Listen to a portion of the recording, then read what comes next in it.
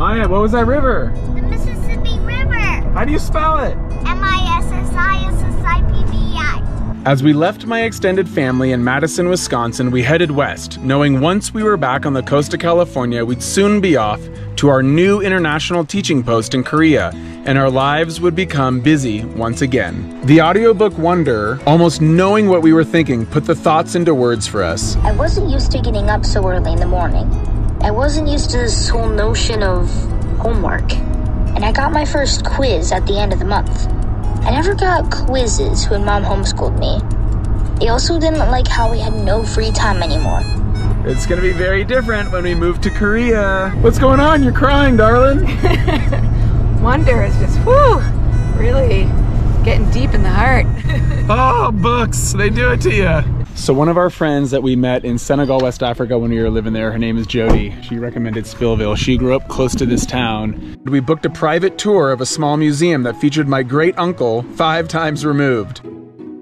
The small town of Spillville has less than 400 people, but because of the Czech population, the world-famous composer Antonín Dvořák spent a summer there about 130 years ago, rather than taking the weeks-long voyage by ship back to Europe for the summer. While here, he completed 2 of his most famous pieces of music. So you've got the founder of Spillville, right, the first postmaster of Spillville, and then they're in the same clock with Theodore Roosevelt, Lincoln, the former president of Czechoslovakia, Shakespeare, Dvořák. I was telling that to Maya, they've been to some of the most famous museums in the United States. We've been through the Smithsonian in Washington, and now we're at the Billy Clock Museum in Spillville, Iowa. But it's a different experience. It's not better or worse, it's just different.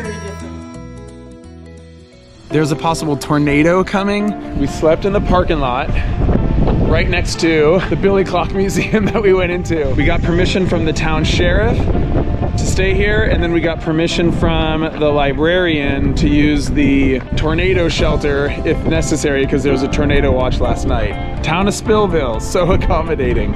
Small towns really know how to get things done. Continue on Dvořák Memorial Highway for 2 miles.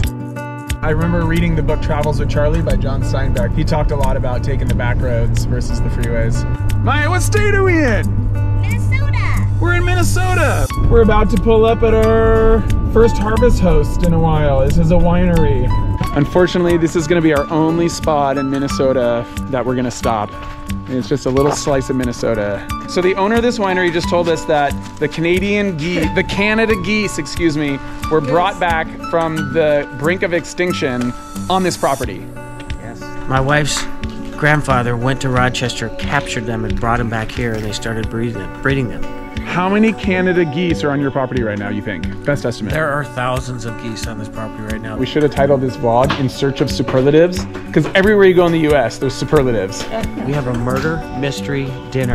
You're offering us free dinner. Yeah.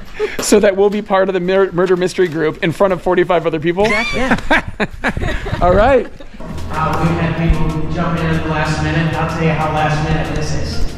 These 2 are staying in that camper out there.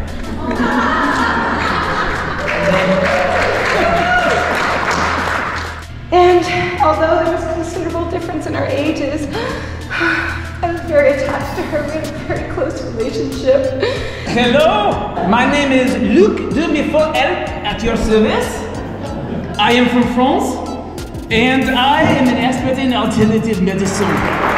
Totally worth it. Step outside my comfort zone, do this thing where we have an audience of like 45 people for a great meal and an opportunity to do something totally new. We have finished the murder mystery. We're back in the travel trailer. They went to a restaurant by themselves and paid for their meal on this property. We're gonna get a little maple tree or sugar maple tapping demonstration. Maple syrup comes from maple trees. My brother and I drilled holes in trees. The trees make sap. It is a liquid that is sweetish. We collected the sweet water from the tubes that we put into the trees. Like water, but very lightly sweetened. For every 40 gallons of sap that comes from a tree, you get 1 gallon of maple syrup. It's about 3 bricks. Bricks are the unit of measurement of sugar and liquids. An apple is about 13 bricks. Grapes are about 20 to 25 bricks.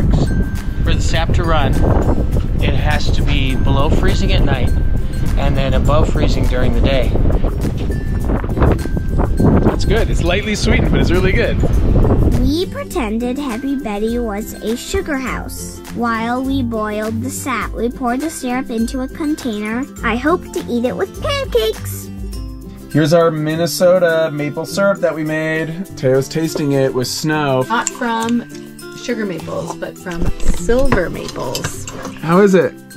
Is it good? Yes. What do you got? What you got? So I got a Cabernet Sauvignon with grapes grown and produced here in Minnesota. And then I thought Mike would like this one, Skinny Dipping. It's a super sweet apple wine. Upon leaving the winery in Minnesota, we reflected not only on the serendipity of a murder mystery dinner, tapping maple trees, and our kids' night out alone at a restaurant, but bearing witness to the incredible migration of Canada geese filling the sky as we headed towards South Dakota.